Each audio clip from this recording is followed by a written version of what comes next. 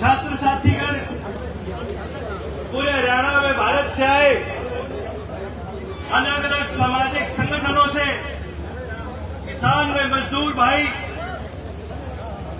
और साथ ही साथ पूरे मैं कहूंगा हिसार और हरियाणा के कई इलाकों से भी विभिन्न छात्र संगठनों से किसान संगठनों से आए सभी साथीगण,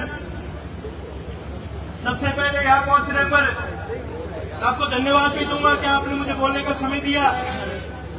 और जो आज छात्र साथी मेरे यहां बैठे हैं मैं उनको एक बधाई भी देना चाहूंगा। बधाई इसलिए क्योंकि जब पहले मैं धरने पर आया था तो मेरी कई साथियों से बात हुई थी और जब बात हुई तो ये चर्चा जरूर करी थी कि भाई ये जो धरना है इसको किसी भी तरह से राजनीतिक रूप नहीं देना। ये जो धरना है ये छात्रों के न्याय का धरना, ये हमें बोलना नहीं चाहिए। ये धरना हम इसलिए नहीं कर रहे क्योंकि भाई किसी ने कोई बीसी के साथ लड़क काटनी है, किसी और के साथ लड़क काटनी है, किसी को नेता बनना है, किसी को सरकार के साथ अपनी लड़क काटनी है। हमें ये याद रखना बड़ा जरूरी है कि आज हम सारे इसलिए यहां बैठे हैं क्योंकि पीएचडी में पढ़ने वाले छात्रों का हक भी दबाया गया और उनके ऊपर लाठियां भी बरस गई।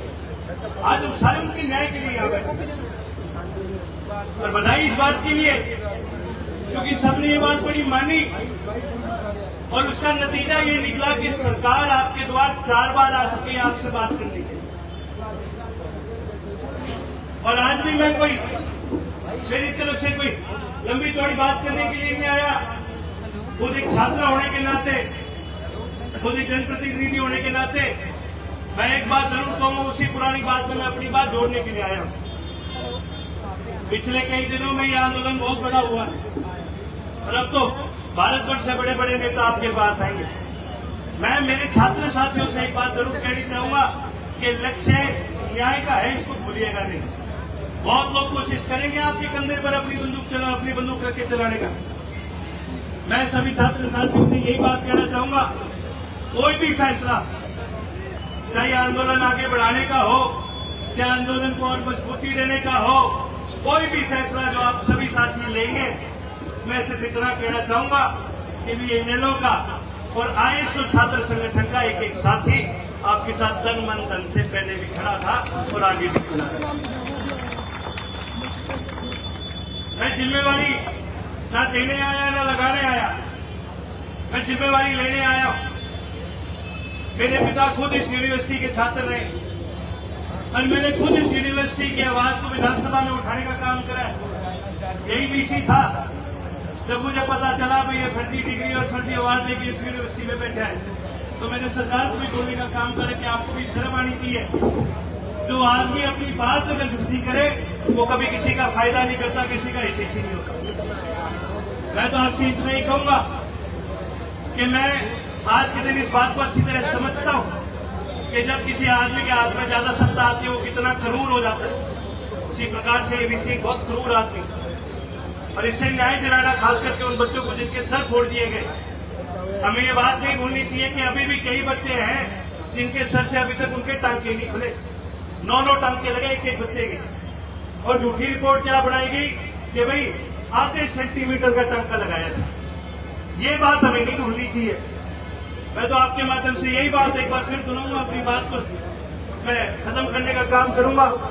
फैसला आप सभी ने लेना है, मेरे बड़े बैठे हैं, सभी यहाँ साथी बैठे हैं। फैसला ऐसा लेना जिसके अंदर छात्रों को न्याय मिले, जिसके अंदर उन बच्चों को न्याय मिले, उनके माता पिता को न्याय मिले। आप सभी ने मेरी बात सुनी, उसके लिए मैं आपको धन्यवाद कहना चाहूंगा। मेरे छात्र साथियों को धन्यवाद कहना चाहूंगा, आपने मुझे अपनी बात रखने का मौका दिया। साथ ही साथ जहां तक कि मैंने कहा कि आईएसओ का एक एक छात्र आपके साथ है तो मैं मेरी जिम्मेवारी, मेरे साथी, मेरे छोटे भाई है साहिल कस्बा, पहले दिन उनकी लगा के गया था। कहीं पर भी आपको हमारी जरूरत पड़े तो दिन रात धरने में आपके साथ बैठे हैं।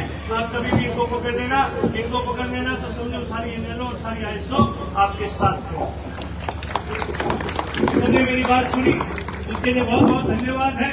साथ ही साथ जाने से पहले मैं एक बार फिर आपसे यही कहूंगा, मेरे साथ नारा लगाए। दफ्तर में कई अफसर भी बैठे हैं बीसी के, उनको पता तो चले कि भी इस दोपहर की गर्मी के अंदर आंदोलन अभी भी गर्म पड़ा है। इनकलाब छात्र साथी बैठे हैं, मेरे किसान साथी बैठे हैं, आपने तो सारी उम्र नारे लाए और कि मैं करे नहीं ये बहुत जोर का ला दो नारा